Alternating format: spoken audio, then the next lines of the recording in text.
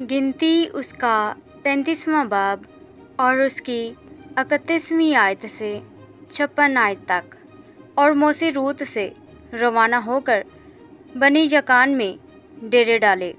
और बनी यकान से चलकर हूर हजद जाद में खैमा जन हुए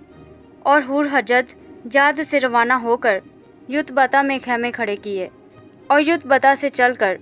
अबरूना में डेरे डाले और अबरूना से चलकर असीयोन जाबर में डेरा किया और असीयोन जाबर से रवाना होकर दहशत सीन में जो कादस है क्याम किया और कादस से चलकर कोहे हूर के पास जो मुल्क अदुम की सरहद है खैमे जन हुए। यहाँ हारून काहिन खुदावंद के हुक्म के मुताबिक कोहे हूर पर चढ़ गया और उसने बनी इसराइल के मुल्क मिस्र से निकलने के 40 वर्ष के 5वें महीने की पहली तारीख को वहीं वफ़ात पाई। और जब हारून ने कोहे हूर पर वफ़ात पाई तो वो 123 वर्ष का था। और अराद के केनानी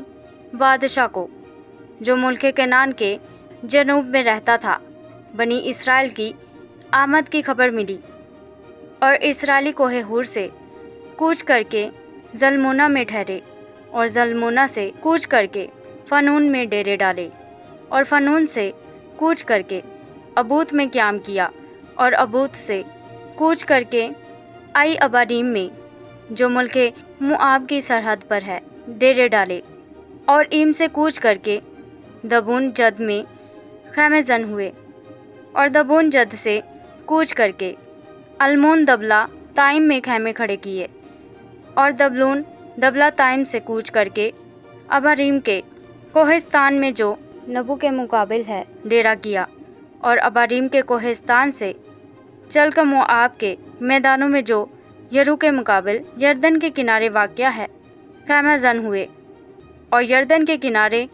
बैत यशमूत से लेकर अबील शतीम तक मोआब के मैदानों में उन्होंने डेरे डाले। और खुदावंद ने मोआब के मैदानों में जो यरू के मुकाबिल यरदन के किनारे वाक़या हैं मूसा से कहा कि बनी इसराइल से ये कह दे कि जब तुम यरदन को अबूर करके मुल्क केनान में दाखिल हो तो तुम उस मुल्क के सब बाशिंदों को वहाँ से निकाल देना और उनके शबियादार पत्थरों को और उनके डाले हुए बुतों को तोड़ डालना और उनके सब ऊंचे मुकामों को मसेमार कर देना और तुम उस मुल्क पर कब्ज़ा करके उसमें बसना, क्योंकि मैंने वो मुल्क तुमको दिया है कि तुम उसके मालिक बनो। और तुम कुरा डालकर उस मुल्क को अपने घरानों में मिरास के तौर पर बांट लेना। जिस खानदान में ज़्यादा आदमी हूँ उसको ज़्यादा और जिसमें थोड़े हूँ उसको थोड़ी मिरास देना। और जिस आदमी का कुरा जिस जगह के लिए निकले वही उसको हिस्सा में मिले। तुम अपने आबाई कबाइल के मुताबिक अपनी अपनी मिरास लेना। लेकिन अगर तुम उस मुल्क के बाशिंदों को अपने आगे से दूर ना करो तो जिनको तुम बाकी रहने दोगे वो तुम्हारी आँखों में खार और तुम्हारे पहलोठों में कांटे होंगे और उस मुल्क में जहाँ तुम बसोगे तुमको दिक करेंगे। और आखिर को यूँ होगा कि जैसा मैंने उनके साथ करने का इरादा किया वैसा ही तुमसे करूँगा। आमीन।